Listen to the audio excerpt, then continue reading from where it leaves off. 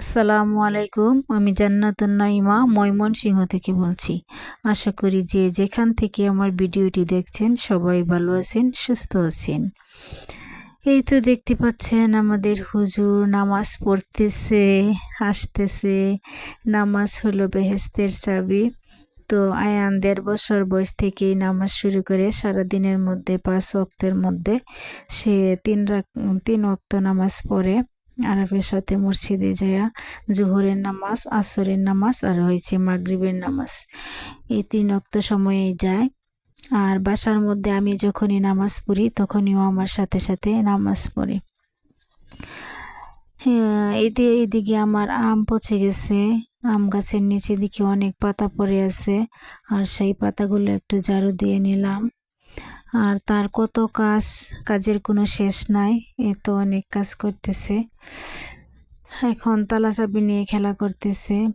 ঘরের সব জিনিসই তার খেলার জিনিস, সব কিছু দিয়েই খেলে। নামাজ দেখলেই হয়, আর হয়েছে টুপি দেখলেই হয়, নামাজ শুরু করে দেয় ফ্লোরের মধ্যেই। তো আল্লাহ পাক যেন তাকে ইসলামের পথে কবুল করে নেই, আমিন। এদিকে আমি ডিম ভাজি করে নিব, কড়াই বসিয়ে নিচ্ছি। তো আরাফ ডিম খাবে, তার জন্য একটা ডিম ভেজে নিচ্ছি। এই তো এটা হচ্ছে আমাদের হাঁসের ডিম, তো এই জন্যই সর্বক্ষণই আরাফ ডিম খাই। এই তো আমি ডিমটা ভেজে করে নিচ্ছি। আরাফ বলতেছি ডিমটা মধ্যে দিয়ে ভেঙে দিতে। তো আজকে আবার এভাবেই ভাজি করলাম।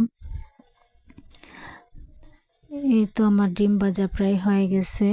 আর এদিকে দেখি হঠাৎ করে আকাশের অবস্থা এমন খারাপ হয়েছে, চারদিক অন্ধকার হয়ে গেছে। তো চারদিক অন্ধকার হয়ে গেছে, বোঝাই যাইতেছে বৃষ্টি এক্ষুনি চলে আসবে। এরই মধ্যেই হঠাৎ করে আস্তে আস্তে বৃষ্টি নেমেই গেল। তো ব্যালকনি দিয়ে একটু দাঁড়ালাম, আর দেখলাম যে বৃষ্টি হইতেছে, টপ টপ করে বৃষ্টি পড়তেছে, অনেক বৃষ্টি পড়তেছে। চারদিকে টপ টপ টপ টপ করে পড়তেছে, আর শব্দ শোনা যাইতেছে। তো বৃষ্টির দিকেই তাকিয়ে রইলাম।